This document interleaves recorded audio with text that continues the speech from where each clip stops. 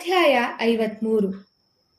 ನಾಮಧಾರಕನು ಶ್ರೀ ಗುರು ಚರಿತ್ರೆ ಗ್ರಂಥವನ್ನು ಭಕ್ತಿಯಿಂದ ಕಣ್ಗಳಿಗೊತ್ತಿಕೊಂಡು ನಮಿಸಿ ಮೈಮರೆತು ಸಮಾಧಿ ಸ್ಥಿತಿಯನ್ನು ತಲುಪಿದನು.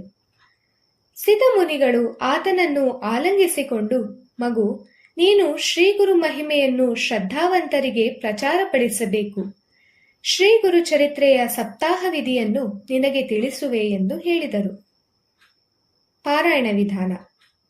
ಶ್ರೀ ಗುರು ಚರಿತ್ರೆಯನ್ನು ಏಕಾಗ್ರತೆಯಿಂದ ಪಾರಾಯಣ ಮಾಡಬೇಕು. ಸ್ನಾನಾದಿಗಳನ್ನು ಮುಗಿಸಿ ಗುರುಗಳನ್ನು ಪೂಜಿಸಿ ಶುಭ ದಿನದಂದು ಆರಂಭ ಮಾಡಬೇಕು. ಪೂರ್ವಾಭಿಮುಖವಾಗಿ ಕುಳಿತು ಪಾರಾಯಣವನ್ನು ಮಾಡಬೇಕು. ಪುಸ್ತಕದಲ್ಲಿ ಶ್ರೀ ಗುರು ಸನ್ನಿಧಾನವಿರುತ್ತದೆ. ಪಾರಾಯಣವನ್ನು ಮಾಡುವ ಸಪ್ತಾಹದ ಕ್ರಮ ಹೀಗಿದೆ. ಮೊದಲನೇ ದಿನ ಅಥವಾ ಗುರುವಾರ 1ರಿಂದ 9ನೇ ಅಧ್ಯಾಯ, 2ನೆಯ ದಿನ 10ರಿಂದ 21ನೇ ಅಧ್ಯಾಯ, 3ನೆಯ ದಿನ 22ರಿಂದ 29ನೇ ಅಧ್ಯಾಯ, 4ನೆಯ ದಿನ 30ರಿಂದ 35 ಅಧ್ಯಾಯ, 5ನೆಯ ದಿನ 36ರಿಂದ 38 ಅಧ್ಯಾಯಗಳು, 6ನೆಯ ದಿನ 39ರಿಂದ 42ನೇ ಅಧ್ಯಾಯ, 7ನೆಯ ದಿನ 43ರಿಂದ 53 ಅಧ್ಯಾಯದವರೆಗೆ.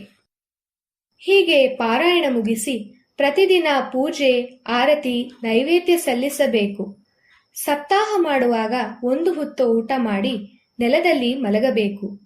ಪಾರಾಯಣದ ನಡುವೆ ವಿಘ್ನ ಬರಬಾರದು. ಪಾರಾಯಣದ ಮಂಗಳ ದಿನ ಗುರುಪೂಜೆ, ಅನ್ನದಾನ, ದಂಪತಿ ಪೂಜೆ ಮಾಡಿದರೆ ಫಲಸಿದ್ಧಿ, ಗುರುವಿನ ಅನುಗ್ರಹವಾಗುತ್ತದೆ. ಹೀಗೆ ಪಾರಾಯಣ ವಿಧಿಯನ್ನು ಸಿದ್ಧಯೋಗಿಗಳು ನಾಮಧಾರಕನಿಗೆ ತಿಳಿಸಿ ಮರೆಯಾದರು. ಶ್ರೀಗಳೇ ಸಿದ್ಧಯೋಗಿಗಳು ಎಂಬ ರಹಸ್ಯವನ್ನು ಭಕ್ತರು ತಿಳಿದರು ಎಂಬಲ್ಲಿಗೆ ಶ್ರೀ ಗುರುಚರಿತ್ರೆಯು ಸಂಪೂರ್ಣವಾಯಿತು.